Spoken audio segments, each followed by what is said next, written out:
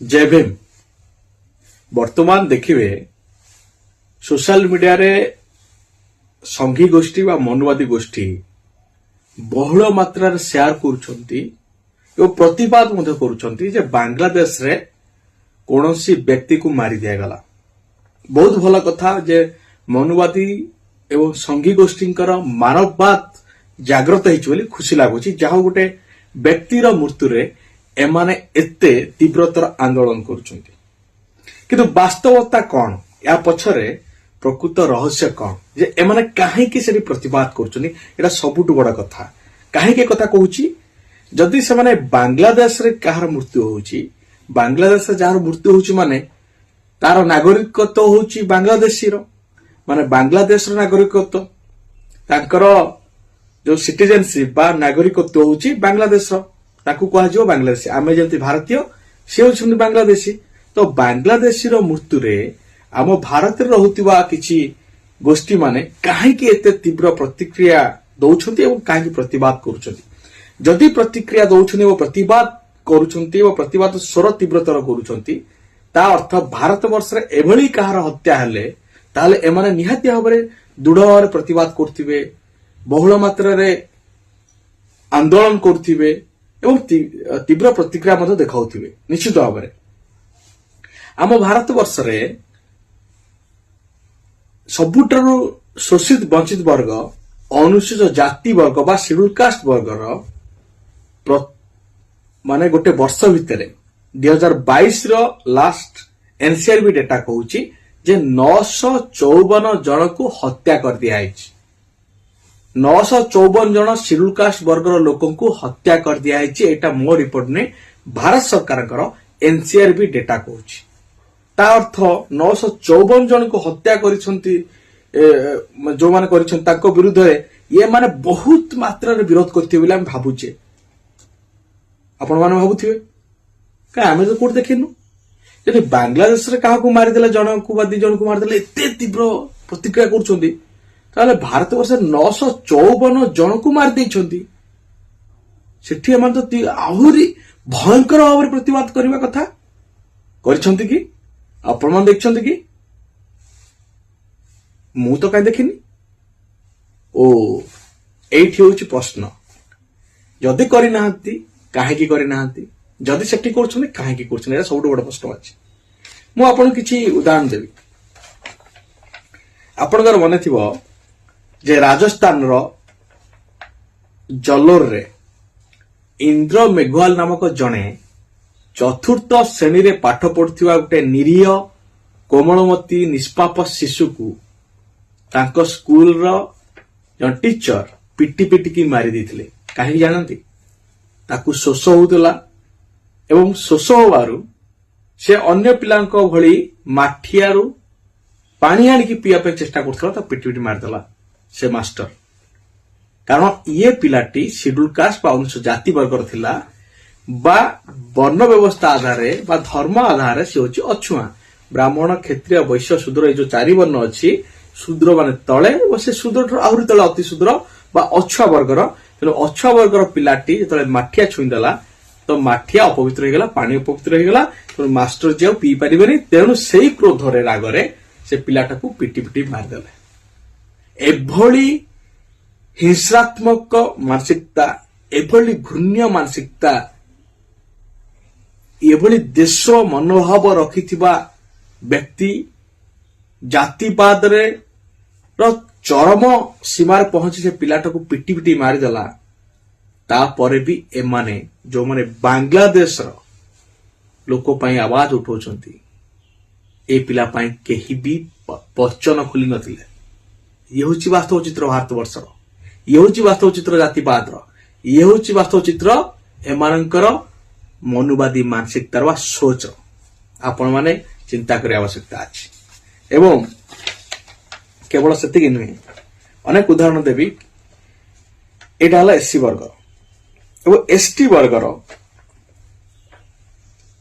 जने बंगमुंडारे आम राज्यर बंगमुंडा होची बलांगीर गोटे अंचल सेठारे जने जने युवती को ये मनुवादी गोष्ठीर किसी व्यक्ति ବିଷଟା ଖୁଆଇଥିଲେ, ଯୋଉ ବିଷଟାକୁ ଘୃଣା କରନ୍ତି ଲୋକ, ତାକୁ ଖୁଆଇଥିଲେ, ମଳକୁ ଖୁଆଇଥିଲେ ଜବରଦସ୍ତି, ସେତେବେଳେ ଏମାନେ କୌଣସି ଜାଗାରେ ପାଟି ଫିଟେଇ ନଥିଲେ। ମଣିପୁରରେ ଆଦିବାସୀ ମାନଙ୍କ ଉପରେ ନରସଂହାର କରାଯାଉଛି, ଏମାନେ ଆୱାଜ ଉଠାଉନାହାନ୍ତି। ମଣିପୁରରେ ଆଦିବାସୀ ସମାଜର ମହିଳାଙ୍କୁ ଉଲ୍ଲଂଘନ କରି ରାସ୍ତାରେ ପ୍ୟାରେଡ୍ କରାଗଲା, ବଚନ ବାହାରିଲାନି ପାଟିରୁ। ଇଏ ହଉଛି ଏମାନଙ୍କର ଅଶ୍ଲିୟତ। ଆମ ଦେଶର ଆଦିବାସୀ ମାନଙ୍କ ଉପରେ ଅତ୍ୟାଚାର ହେଲେ ଏମାନେ ପାଟି ଫିଟଉ ନାହାନ୍ତି, କିନ୍ତୁ ବାଂଲାଦେଶରେ କାହା ଉପରେ ଅତ୍ୟାଚାର ହେଲେ ଏମାନେ ଆନ୍ଦୋଳନ କରୁଛନ୍ତି।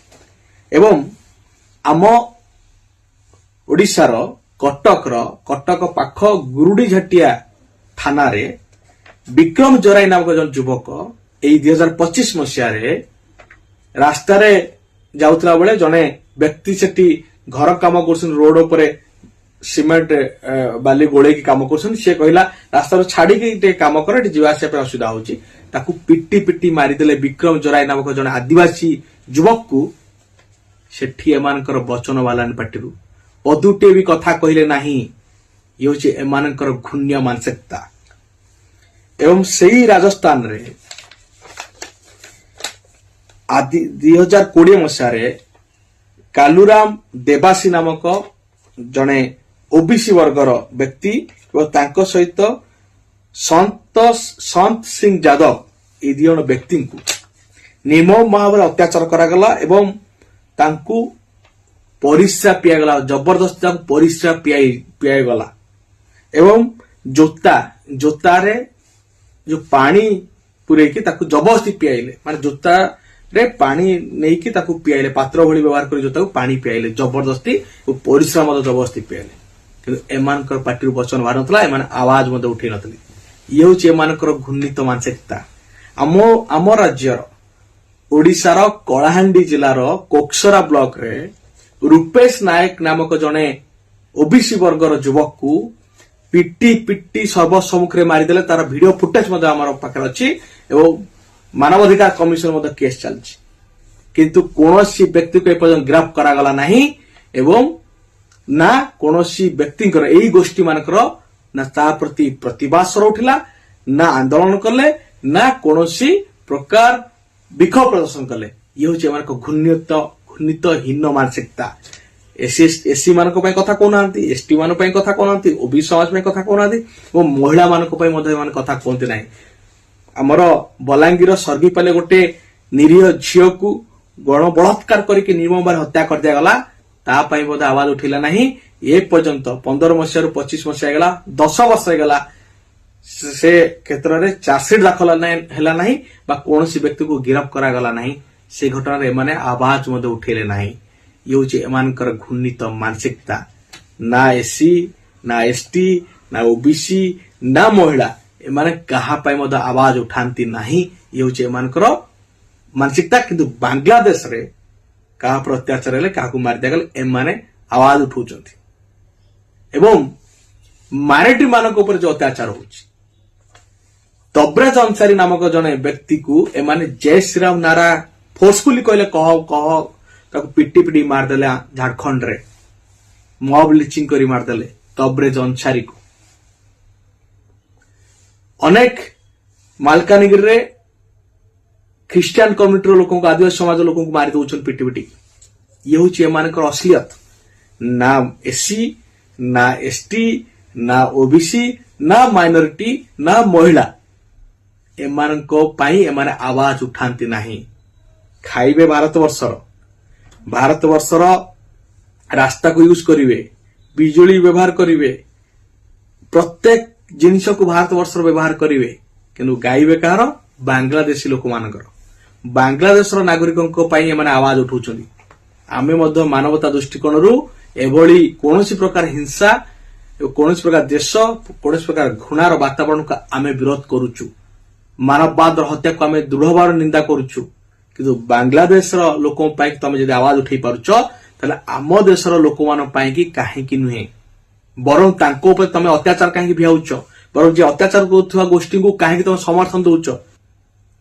ତମର ହୀନ, କୁଷିତ, ଘୃଣ୍ଣିତ ମାନସିକତା ତୁମମାନଙ୍କର ଅସଲ ପରିଚୟ। ତମ ଭଳିଆ ଏଭଳି ଘୃଣ୍ଣିତ ମାନସିକତାକୁ ଆମେ ଦୃଢ ଭାବରେ ଘୃଣା କରୁଛୁ ଓ ନିନ୍ଦା କରୁଛୁ। ତୁମର ଏଭଳି ଘୃଣିତ ମାନସିକତାକୁ ଆମେ ଥୁ କରୁଛୁ। ଲଜ୍ଜା ଲାଗିବା ଦରକାର। ଏଭଳି ହୀନ ମାନସିକତାଧାରୀ ଆମ ଭାରତବର୍ଷରେ ଅଛନ୍ତି।